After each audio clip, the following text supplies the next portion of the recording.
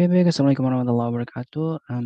Kali ini saya akan menjelaskan mengenai laporan keuangan dalam mata uang asing dengan nomor urut absen 5. Nah, yang pertama kita akan melihat transaksi dalam valuta asing antar perusahaan.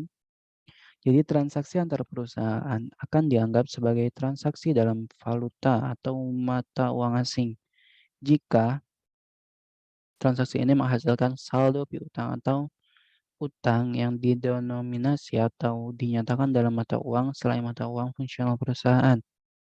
Selanjutnya, transaksi dalam mata uang asing ini akan menghasilkan keuntungan atau kerugian kurs yang umumnya dimasukkan dalam laporan laba rugi.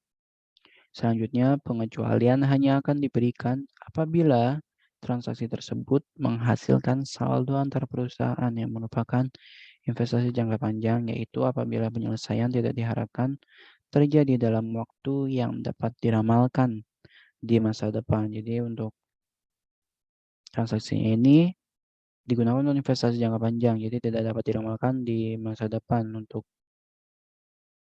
penyelesaiannya. Dalam hal tersebut, penyesuaian translasi akan dilaporkan dalam laba komprehensif lainnya sebagai penyesuaian ekuitas dan transaksi. Selanjutnya, transaksi antar perusahaan ini memerlukan analisis untuk menilai apakah perusahaan itu melakukan transaksi valuta asing atau hanya salah satunya atau keduanya atau tidak satupun sama sekali melakukan transaksi valuta asing. Nah, di sini perusahaan Induk AS meminjam 1.600.000 atau sebesar 1 juta pound sterling dari perusahaan anak di Inggris. Nah, berikut untuk kasus-kasusnya.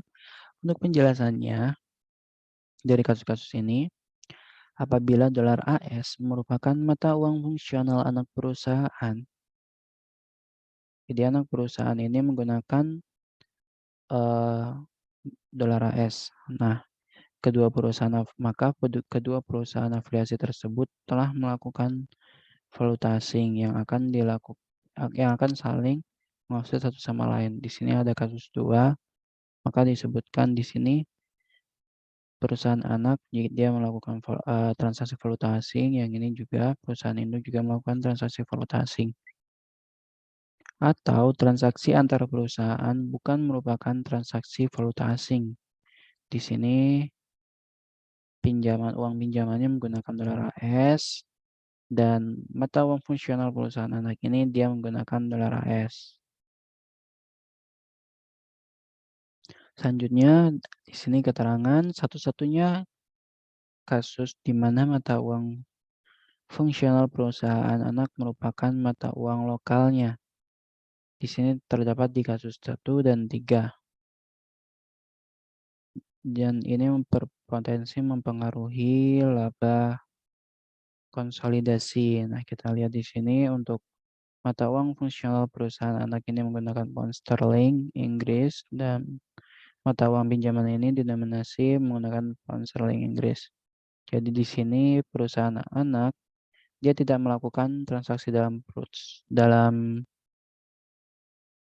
valuta asing, kan di sini dia fungsionalnya pound sterling ya dan mata uangnya pound sterling. Nah, maka perusahaan induknya dengan dia dolar AS, maka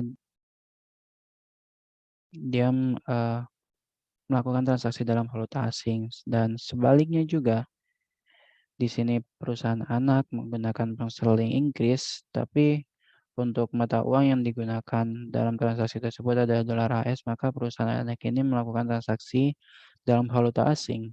Sedangkan untuk perusahaan induk tidak melakukan karena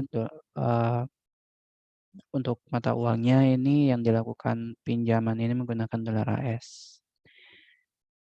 Jadi demikian teman-teman. Dan terakhir, penyesuaian transaksi ini akan dilaporkan sebagai penyesuaian ekuitas dari translasi pada neraca.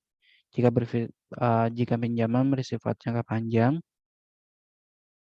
dan jika bukan, penyesuaian itu akan dilaporkan sebagai keuntungan dan kerugian kurs dalam laporan keuangan. Jadi kalau investasi jangka panjang, ini dia akan dilaporkan sebagai penyesuaian ekuitas dari transaksi nanti di laba komprehensif. Lalu jika tidak, maka ini nanti akan langsung dimasukkan ke dalam keuntungan dan kerugian KRS di dalam laporan laba rugi. Jadi begitu teman-teman. Semoga dapat diambil ya penjelasannya. Terima kasih banyak. Wassalamualaikum warahmatullahi wabarakatuh.